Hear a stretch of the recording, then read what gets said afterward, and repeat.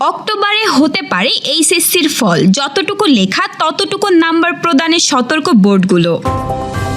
একাদশে ভর্তিতে শেষ ধাপে আবেদনের শেষ সময় আজ। জাতীয় নির্বাচন নিয়ে ইসি-ইইউ বৈঠক আজ। 10 ও 16 বছর পূর্তিতে প্রাথমিকের শিক্ষকদের জন্য বড় সুখবর, পাচ্ছেন উচ্চতর স্কেল।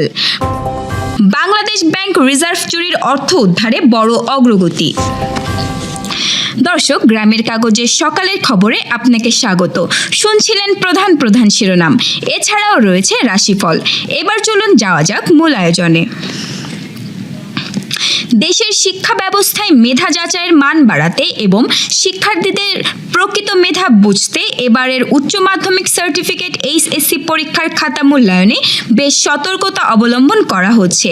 পরীক্ষার্থী যা লিখেছে সে অনুযায়ী যেন নম্বর পায়, কম বা বেশি নয়, সেটি নিশ্চিত করতে বলা হয়েছে। সহানুভূতির নম্বর দেওয়া থেকে সম্পূর্ণ বিরত থাকতে বলা হয়েছে। শিক্ষা বোর্ডের সূত্রে জানা গেছে, এবার এইচএসসির পরীক্ষকরা বোর্ড থেকে খাতা নেওয়ার সময় করার নির্দেশনা দিয়ে বলা হয়েছে, প্রশ্নপত্রে যা চাওয়া হয়েছে উত্তরপত্রে শুধু তাই বিবেচনায় আনতে হবে। অতিরিক্ত তথ্য লিখলে বা যথাযথ উত্তর না লিখলেও নম্বর বাড়িয়ে দেওয়ার যে এক ধরনের রীতি অতীতে চালু ছিল তা করা যাবে না। শিক্ষা বোর্ড স্পষ্ট নির্দেশনা দিয়েছে, মূল প্রশ্নের নির্ধারিত উত্তর না লিখলে নম্বর পাওয়া যাবে না। আংশিক উত্তর লিখলে পূর্ণ নম্বর দেওয়া যাবে না। বোর্ড সংশ্লিষ্ট কর্মকর্তারা মনে করেছেন, পরীক্ষার ফলাফল শতভাগ স্বচ্ছ ও নিরপেক্ষ করতে এ উদ্যোগ ইতিবাচক ভূমিকা পালন করবে।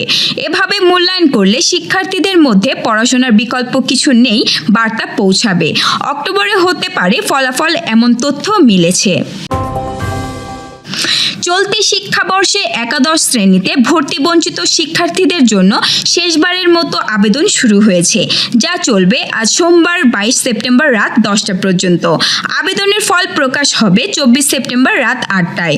আন্তঃশিক্ষা বোর্ড সমন্বয় কমিটির বিজ্ঞপ্তিতে বলা হয়েছে, ফল প্রকাশের পর চতুর্থ ধাপের শিক্ষার্থীদের নির্বাচন নিশ্চয়ন করতে হবে। নিশ্চয়ন প্রক্রিয়া চলবে 25 সেপ্টেম্বর থেকে 26 সেপ্টেম্বর রাত 8টা পর্যন্ত। কলেজে ভর্তি হতে হবে 28 সেপ্টেম্বর থেকে 29 সেপ্টেম্বরের মধ্যে। এরপর আর কলেজে ভর্তির কোনো সুযোগ থাকবে না। সংশ্লিষ্ট শিক্ষার্থী ও অভিভাবকদের কলেজে বিদ্যমান আসন্ন সংখ্যা দেখে সর্বনিম্ন 5টি এবং সর্বোচ্চ 10টি কলেজে আবেদন করতে হবে। আসন্ন জাতীয় নির্বাচন নিয়ে ইউরোপীয় ইউনিয়নের প্রাক নির্বাচনী টিম নির্বাচন কমিশনের সঙ্গে বৈঠক হওয়ার কথা রয়েছে। আজ সোমবার দুপুরে আগারগাঁওস্থ নির্বাচন কমিশন ভবনে এ বৈঠক অনুষ্ঠিত হবে। রোববার নির্বাচন ভবনে ইসি সচিব আখতার আহমেদ সাংবাদিকদের এ তথ্য জানিয়েছেন। এর আগে গত 19 আগস্ট ইইউ রাষ্ট্রদূত মাইকেল মিলার ইসির সঙ্গে বৈঠক করেন। ইসি জানায়, ত্রয়োদশ জাতীয় সংসদ নির্বাচনে কমিশনকে 4 মিলিয়ন ইউরো সহায়তা দেবে ইউরোপীয় ইউনিয়ন। আসছে নির্বাচন আন্তর্জাতিক মানের অবাধ, সুষ্ঠু ও গ্রহণযোগ্য হওয়ার প্রত্যাশা রেখে সেপ্টেম্বরে তাদের বিশেষজ্ঞ পর্যবেক্ষক দল বাংলাদেশে এসেছে। নির্বাচন পর্যবেক্ষণে বাংলাদেশকে অগ্রাধিকার দিচ্ছে ইইউ। গণতান্ত্রিক নির্বাচনের জন্য তারা সহায়তা করবে। গণতন্ত্রের সঙ্গে সবসময় আছে ইইউ। বাংলাদেশের নির্বাচনও তারা নিবিড়ভাবে পর্যবেক্ষণ করবে। সরকারি প্রাথমিক বিদ্যালয়ের সহকারী শিক্ষকদের 10 ও 16 বছর পূর্তিতে উচ্চতর স্কেল প্রদানের জন্য প্রাথমিক শিক্ষা অধিদপ্তরকে চিঠি দেওয়া হয়েছে। গত 9 সেপ্টেম্বর প্রাথমিক এ গণশিক্ষা মন্ত্রণালয়ের বিদ্যালয় শাখা 2-এর যুগ্ম সচিব রেবেকা সুলতানা স্বাক্ষরিত চিঠিতে এ তথ্য জানানো হয়। এতে বলা হয়, সরকারি প্রাথমিক বিদ্যালয়ের সহকারী শিক্ষকদের 10 ও 16 বছর পূর্তিতে উচ্চতর স্কেল প্রদানের বিষয়ে মতামত দেওয়ার জন্য সচিব অর্থ মন্ত্রণালয় ও অর্থ বিভাগকে অনুরোধ জানানো হয়েছে। সে প্রেক্ষিতে অর্থ বিভাগ হতে মতামত পাঠানো হয়েছে। সেখানে বলা হয়, পদের মূল বেতন স্কেল উন্নীত করা হলে ওই উন্নীতকরণের তারিখ থেকে জাতীয় বেতন স্কেল 2015-এর অনুচ্ছেদ 7 অনুযায়ী পদোন্নতি ব্যক্তিকে একই পদে পরবর্তী 10 বছরে উচ্চতর গ্রেড বিবেচিত হবে। গত নভেম্বরে দেশের 65,000-এর বেশি সরকারি প্রাথমিক বিদ্যালয়ের 3,54,000-এর বেশি শিক্ষকের বেতন স্কেল উন্নীত করা হয়। এছাড়া প্রধান শিক্ষকদের 11তম গ্রেড এবং সহকারী শিক্ষকদের 13তম গ্রেডের বেতন স্কেল নির্ধারণের সিদ্ধান্ত হয়। বাংলাদেশ ব্যাংকের রিজার্ভ থেকে 2016 সালে চুরি হওয়া অর্থ উদ্ধারে বড় অগ্রগতি হয়েছে। আদালতের আদেশে ফিলিপাইনের আরসিবিসি ব্যাংকের অ্যাকাউন্টে থাকা $81 মিলিয়ন বাজেয়াপ্ত করেছে সিআইডি। সংবাদ সম্মেলনে জানানো হয়, আন্তর্জাতিক সহযোগিতা ও আইনি প্রক্রিয়া শেষে এ অর্থ বাংলাদেশ ব্যাংকের রিজার্ভে ফেরত আসবে।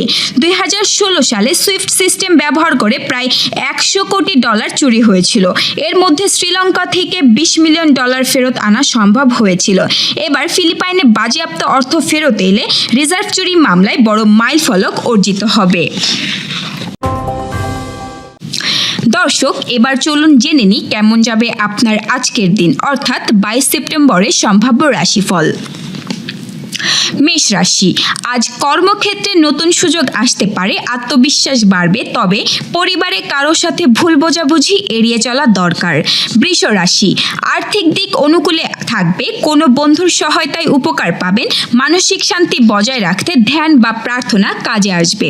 মিথুন রাশি, ভ্রমণের সুযোগ আসতে পারে, পড়াশোনা ও সৃজনশীল কাজে সাফল্য মিলবে, তবে অর্থব্যয়ে সংযমী হওয়া জরুরি।